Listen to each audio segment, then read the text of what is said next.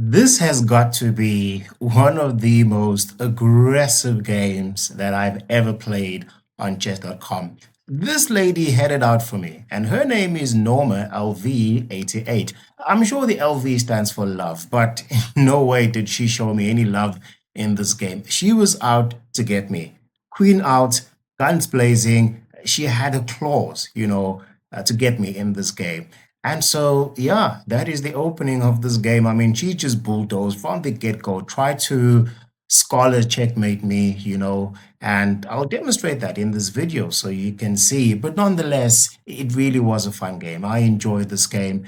And that's just chess, that's just chess. That is just how the cookie crumbles. And, we all come here to enjoy the game, have fun, there's tensions, there's ups, there's downs, there's roller coasters. You're always looking at your elo going up and down. And this game gave me no room to breathe. At some point, my king was on life support. And yeah, there was some scary moments. So yeah, let's have a look and see how this game turned out. So here we are, myself versus Norma LV88. And the game begins. So she goes out with e3. Again, a book move or a textbook move, rather, that she goes for, giving control to some extent to the center of the board. But she did not push her king's pawn all the way. And yeah, then I followed that with the e5, using my king's pawn. And then she followed with the next move, which is queen h5. Now, this is where things just begin to get a little bit spicy and a little bit too uncomfortable for my liking. I mean, queen on the second move, I thought, okay, so this lady is out to get me, and she is showing no mercy. She's sending a message, and a very clear one, that she's here for business, get things done, move on. And I probably was just an annoyance in her day. So this is just something that she just had to resolve. Get me out of the way, move on with the day, increase the elo, and who knows. So anyway, I play the next move, which is a knight c6. And this is a good move, of course, typically trying to protect my pawn and strengthen the center. And so she plays bishop c4, which is a good move. Again, essentially trying to threaten me with a checkmate, and this is essentially called a scholar's checkmate. This is a game, or rather a position that I used to play a lot in my beginning years of chess, when I played someone perhaps who was new at chess and did not know much about chess. So I would just use the scholar's mate. Actually, it's scholar's mate rather, as opposed to scholar's checkmate. It's called the scholar's mate. Meaning, checkmating your opponent in a very few moves at the beginning of the game. But of course, I was a bit too smart for that. I've seen this millions of times. I've played this move millions of times as well. I've won many matches millions of times, and I wasn't going to fall for that. Not me, not night shift, not this video, okay? So I respond with the knight h6.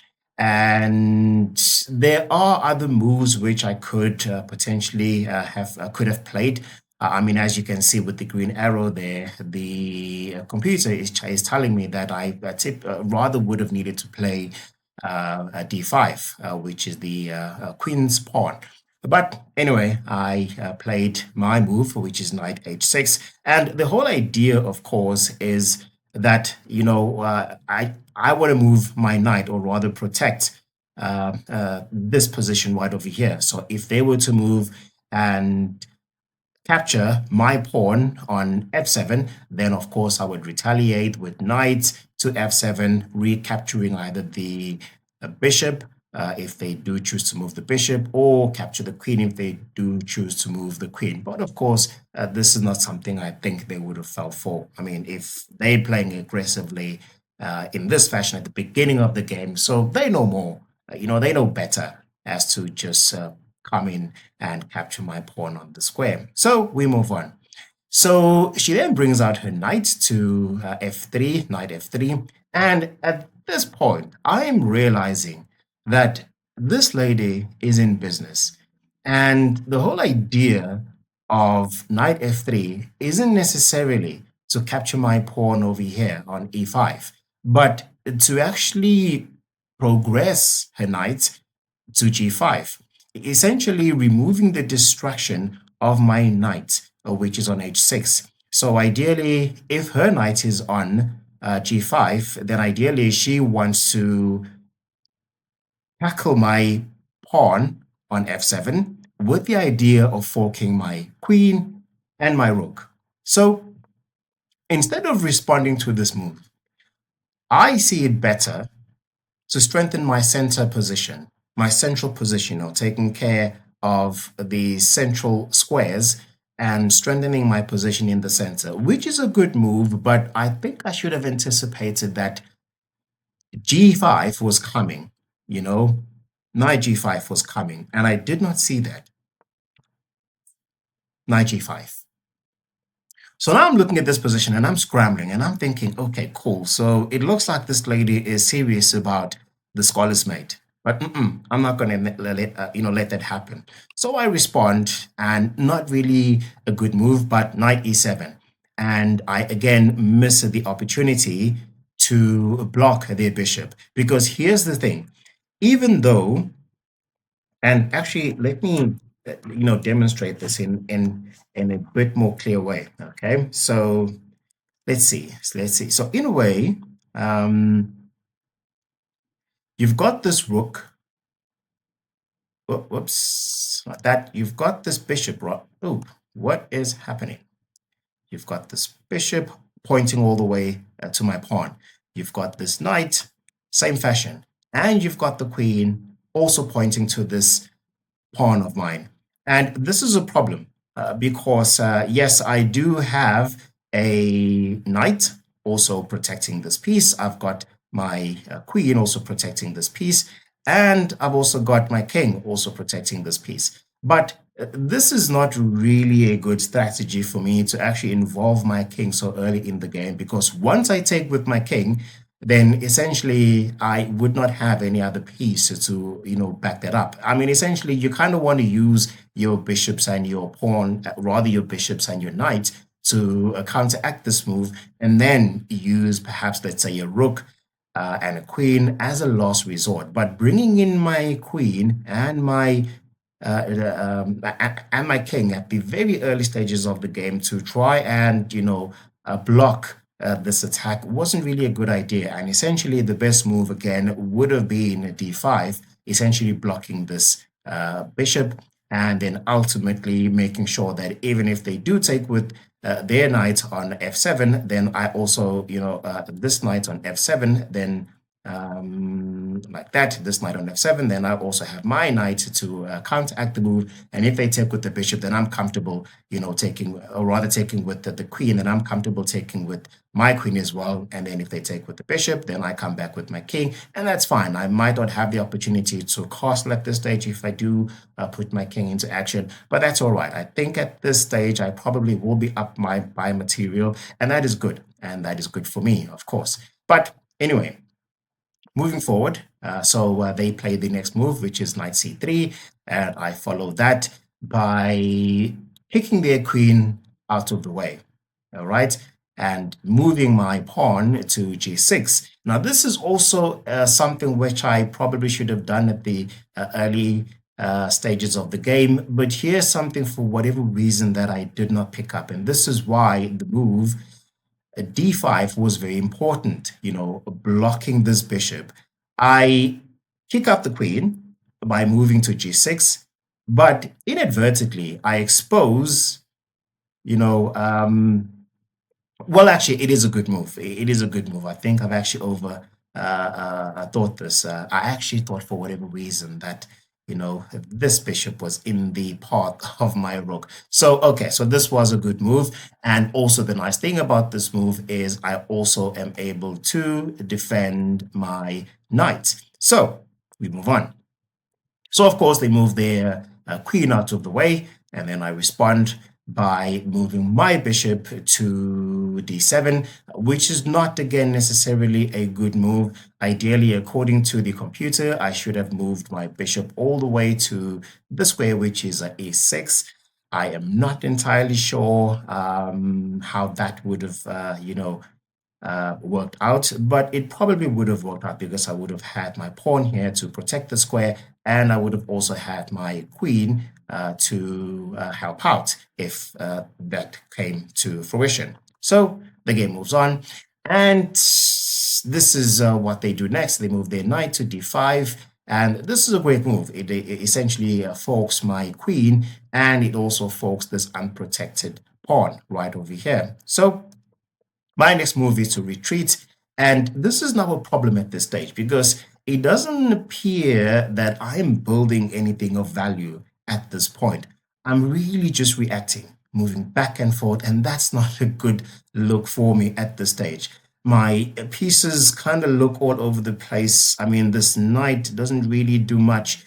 This one's purpose is now not really coming into fruition. And I really haven't developed much of my pieces. My dark or my yeah my dark squared bishop hasn't really made any development moves. I'm just in a rut at this point. Okay, so they move their piece forward, their pawn to f7, and really trying to advance into the center and breaking up the center. So I respond with knight, or rather with the bishop e6. Again, a move that I should have done earlier. And now the problem with this move is I only have my pawn protecting this bishop. So that means I'm open to attack by this knight. And if this knight were to come all the way here, what is it with these arrows? If my knight were to come all the way over here, that would mean that I now have my the queens will actually see each other.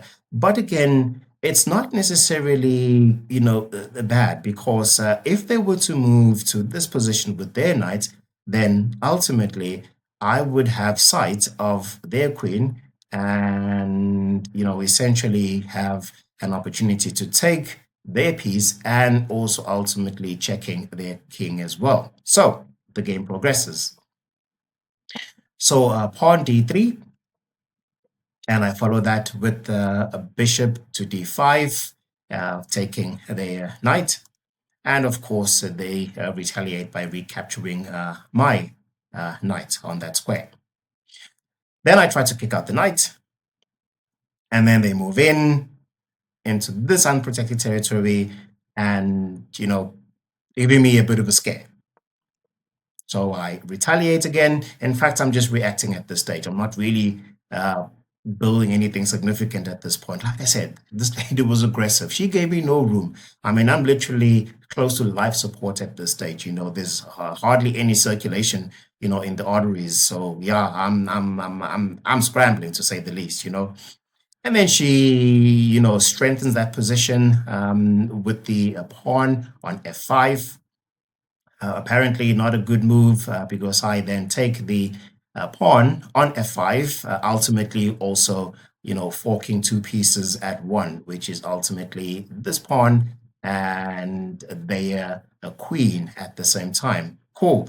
So at this stage, I get a bit of a sigh of relief. Okay, okay, this could be good for me. Okay, this could be good for me, and perhaps there could be more ideas which could come. Maybe I move my knight to this square right over here, which is a b4, and again, possibly, forking now their king and their rook as well. Again, giving me some breathing room, but it wasn't over. This lady was out for blood.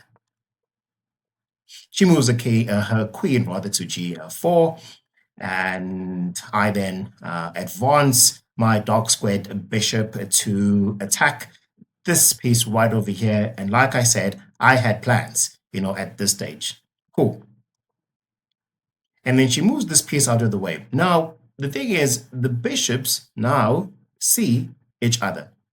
And I also now have this knight of mine, which is, there we go. Whew, okay, let's try again. There we go. Okay, so my knight is under attack, but I play the move anyway. Ultimately, forking the queen and this piece right over here. Now, I think perhaps the better move would have probably been bishop to e3. And that way, if they take, then I can move on with my knight and I fork the queen and I also fork the pawn on c2. That probably would have been a good move, but that wasn't what I did, and that wasn't my approach. In fact, I first moved my knight to e3, and after capture on e3 with the bishop, then I capture as well with my bishop as well on e3, and then they move their king forward. So it's clear that they weren't really interested in castling. That's fine. So I then make a threat to their queen, which was a serious blunder because now I've got my g6 pawn exposed, and this really wasn't a good approach for me. And as you can imagine, they took that piece, queen on g6, capturing my pawn and also putting me on check at the same time. So I move my king away, and they come back to strengthen the center, ultimately also keeping an eye on that knight on e6, and also the bishop on d5, also keeping a knight on the e6 square. So there's really not much which I can do at this stage, but perhaps a move which I could have played would have been this move right over here. Let's try that again. There we go. So I think obviously what this move does is it, oh, oh my word. But it wasn't, it probably would not have worked because they do have their knight here. So even if I push my knight here on a d4, they would have retaliated also with their knight on the d4. So, which then also puts me on check or in check. And I already have a bishop hanging here, and now this ultimately would have, and if they do take, with the king, my bishop here, now my knight is in trouble, but at least I would have had the pawn to back that up. Whew, this, like I say, was a very interesting game, quite spicy to be honest. So I moved my king out of the way, and I think I probably saw this coming. I saw that, okay, so I have an opportunity here, but it only works if my king is out of the way and it's not in line with the queen. So my worst nightmare comes to bear, and well, at this point, it's a bit too late. But I did have C2 ideas, which ultimately gives a check to the king, and it leaves this rook exposed. And if I were successful in capturing this rook, then it would be an opportunity for me to now connect my two rooks and start bringing them into the game, because at this point they have not moved. Neither has their rooks on their side moved, her rooks, rather to be exact. Okay, so cool. So she gives me a check and I scramble again. I move away and, she moves back. Apparently this is a blunder, but for whatever reason, it's not something which I probably converted and maximized at this point. But anyway, so I do take the a pawn on c2 and ultimately putting them on check and getting an opportunity to get a rook. So they move back and then I take the rook. But the thing about, taking this rook is these rooks really had no bearing to what was happening in the center here. This is really where the action was. And even if they did bring their rook into action, I'm not sure how much of an influence neither of our rooks would have had in the game up until this point, because this is where the tension was.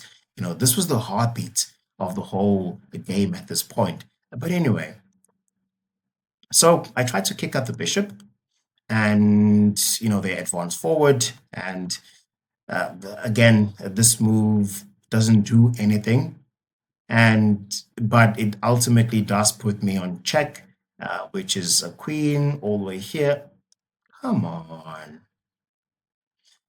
By the way, I'm using a pen tablet, to make all these arrows and pointing. So perhaps it's not as accurate as it would be if I had a mouse. We'll see on my next video. But anyway, so that puts me on check. I moved my king, not a bad move. And then they want to attack my queen. I move that out of the way. And then they move the bishop out of the way. And I move forward. I'm not sure what exactly that does. And they capture my knight. I move my queen into action. And at this stage, I think I am in the clear to an extent. I try to bring my rooks into action as well. They move their their bishop rather, excuse me, to d5, and I move my king out of the way, and they capture my rook, which is something I did not see. Whew. My rook is also under attack at this point. I ultimately give a check to their king while, also looking to capture the rook. And if I had captured the rook, this would give me a slight advantage. But of course, they had, a comeback on that by moving the king to d1. And then I also had ideas to try and bring my rook into a more active position. So they come back and do, what they do. I move back. And at this point, I just run out of time. Truth be told, at this point, I wasn't even looking at my clock. I was so, invested in the game that I did not see my clock and my time run out. I also believe I was giving a bit more thought to my game, trying to, defend my pieces, trying to deviate attention away from the center at some point. But obviously, none of that proved to be fruitful. But yeah, that was Norma, ladies and gentlemen. Very aggressive, very good play, by the way. She was very critical and she was very surgical in her move. She knew what it is that she was wanting to do right from the very beginning. And I think there are ways in which I could have defended better and being a bit more, deliberate in some of my moves and making sure that, I, get my king out of the way. Maybe probably would have needed to castle sooner than I, didn't do. But anyway, so that was the game. That was Norma LV88. Norma Love, I believe the LV stands for. But ladies and gentlemen, thank you so much for, being here up until this point. Really nice game. And yeah, again, more to come. And I look forward to bringing those to you. So up until then, take awesome care. I'll catch you in the next one.